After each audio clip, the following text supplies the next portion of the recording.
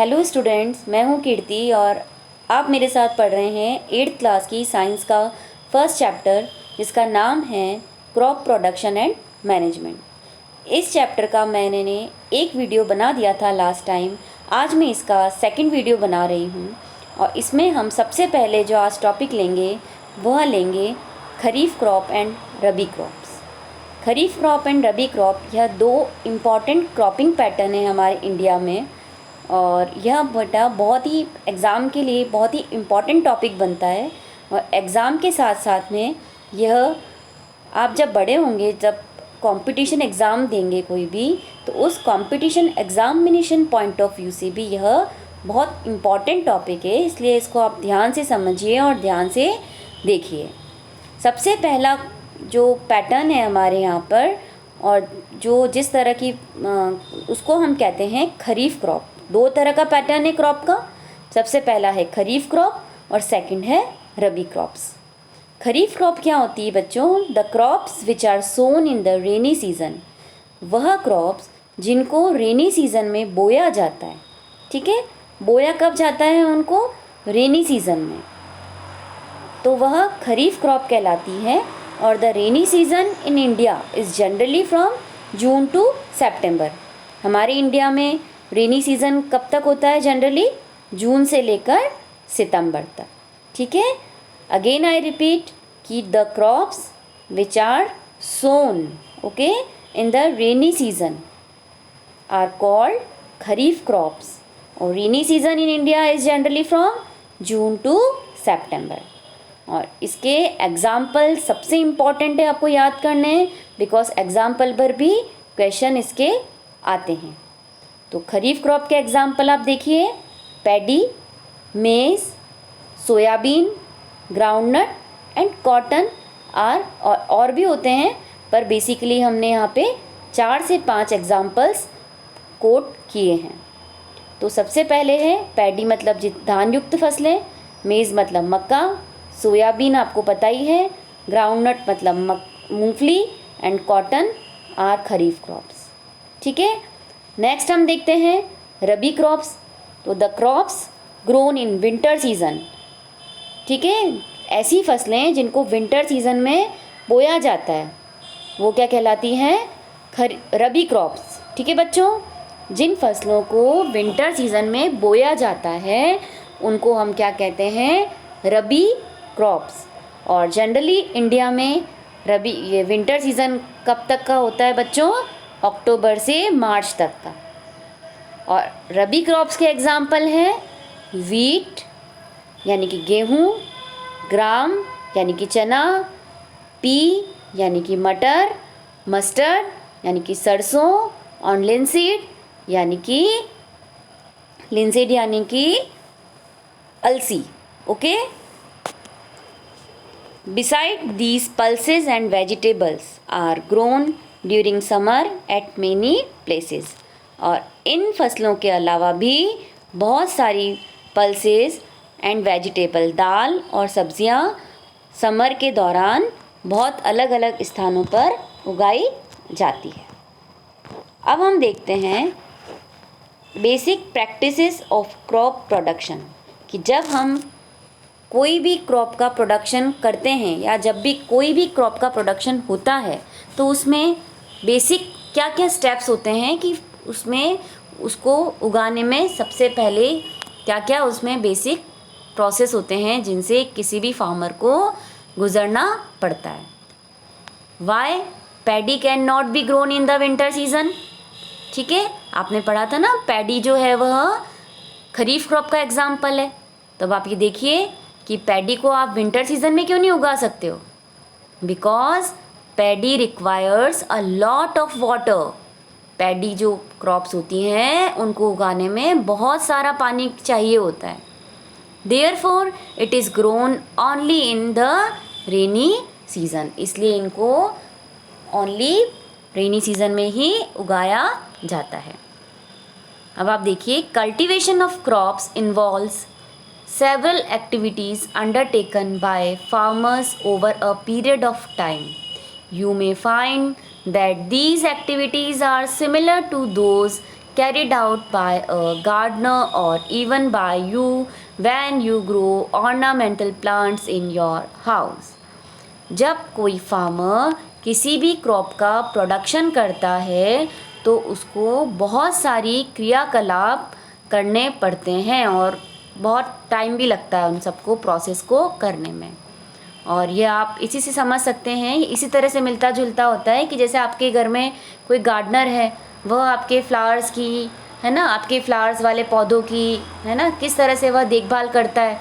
और अगर आपने कोई अच्छा सा पौधा लगाया है आपके घर में तो आप उसकी किस तरह से देखभाल करोगे, है ना, उसको पानी दोगे, उसको अगर कोई मतलब कोई इन्फेक्शन, कोई कीटनाशक लग गया, कोई कीट लग गया उस पर, तो आप कीटनाशक का छिड़काव करोगे, उसको धूप में रखोगे, उसको जानवरों से बचा के रखोगे, है ना, उसकी मिट्टी को आप बार बार ऊपर नीचे करोगे खुरपी से ताकि वह अच्छे से ग्रो कर पाए, है ना। तो छोटे छोटे स्टेप्स आप भी करोगे अपने उन पौधों को बड़ा करने के लिए। तो वैसे के वैसे लार्ज स्केल पर कोई भी फार्मर होता है वह अपनी क्रॉप के प्रोडक्शन के लिए बहुत सारी एक्टिविटीज़ करता है। तो इन एक्टिविटी में सबसे पहला है प्रिपरेशन ऑफ सॉइल, मतलब कि वह अपनी मिट्टी को तैयार करेगा, है ना, उसको फसल की इसमें मिट्टी में ही उगानी है। तो सबसे पहले वह अपनी मिट्टी को कैसे तैयार करता है वह अपन देखते हैं कि the preparation of soil is the first step before growing a crop. किसी भी फसल का उत्पादन करने से सबसे पहले स्टेप क्या है, मिट्टी को तैयार करना। One of the most important task in agriculture is to turn the soil and loosen it. सबसे इम्पॉर्टेंट कार्य क्या है किसी भी एग्रीकल्चर में कि मिट्टी को टर्न करना, टर्न द सॉइल, और उसको लूज़ करना। ठीक है, आप मिट्टी को टर्न करोगे, या आपने घर पे भी छोटा देखा होगा कभी, आप कोई गमला होता है तो उसमें आपकी मम्मी को या आपके बड़ों को या आपने खुद ने भी किया होगा कि भाई खुरपी से लेके हम मिट्टी को टर्न करते हैं, है ना। ऐसा क्यों करते हैं हम मिट्टी को turn? Because this allows the roots to penetrate deep into the soil, है ना। अगर आप मिट्टी को लूज़ करोगे ना तो क्या होगा कि इससे किसी भी पौधे की जो रूट होगी वो मिट्टी में गहराई तक जाएगी, डीप पेनिट्रेट करेगी, मतलब उसको गहराई तक अंदर तक पहुंचेगी। The loose soil allows the root to breathe easily even when they go deep into the soil. और जो लूज सॉइल होगी वह किसी भी पौधे की जड़ को आसानी से श्वसन क्रिया करने में हेल्प करेगी। ठीक है, why does the loosening of soil allow the roots to breathe easily, है ना। अब आप ये देखिए कि भाई मिट्टी को लूज़ करने के बाद वह रूट्स को ईजीली ब्रीथ करने में कैसे हेल्प करती है?